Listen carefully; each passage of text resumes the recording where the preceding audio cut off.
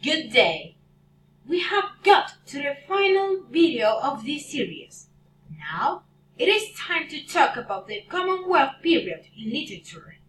So, do you know what this period was about? What happened? We will explore some historical details about it and what literary works and authors belong here. Actually, the Commonwealth period, or age, is named for the period between the end of the English Civil War and the restoration of the Stuart monarchy. This is the time when Oliver Cromwell, a Puritan, led the Parliament who ruled the nation. At this time, public theatres were closed for nearly 2 decades to prevent public assembly and to combat moral and religious transgressions.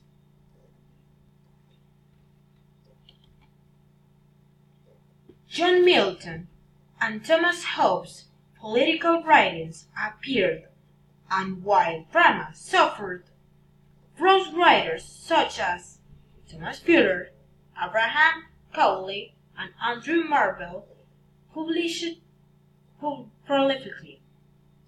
The largest and most important poetic form of the era was satire.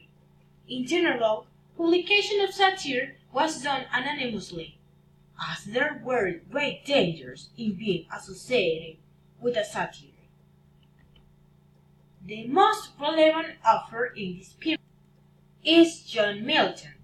He was the last great poet in the English Renaissance.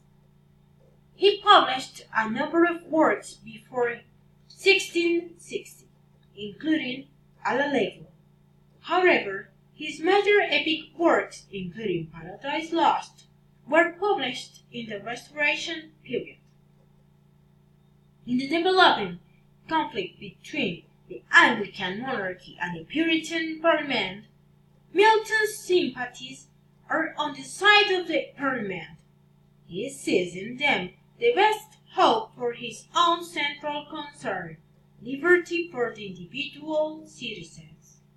From 1641, the date of his first polemical tract, Milton consciously and with regret sets aside poetry in order to embark in a troubled sea of noises and coarse disputes. Because of it, Milton's poetry and prose reflect deep personal convictions, a passion for freedom and self-determination, and the urgent issues and political turbulence of his day. His celebrated Areopagitica, written in condemnation of the pre-publication censorship, is among history's most influential and impassioned defenses of free speech and freedom of the press. As you can see, this period represented a dark moment for literature. Did you expect any of this at the beginning of the video? The Renaissance is as long as convulsed, and it includes many literary works and themes that are part of the English literature even today. In order to understand their works, it is mandatory to seek for the context, because it defines what and how they write. For example, satire in a period of censorship.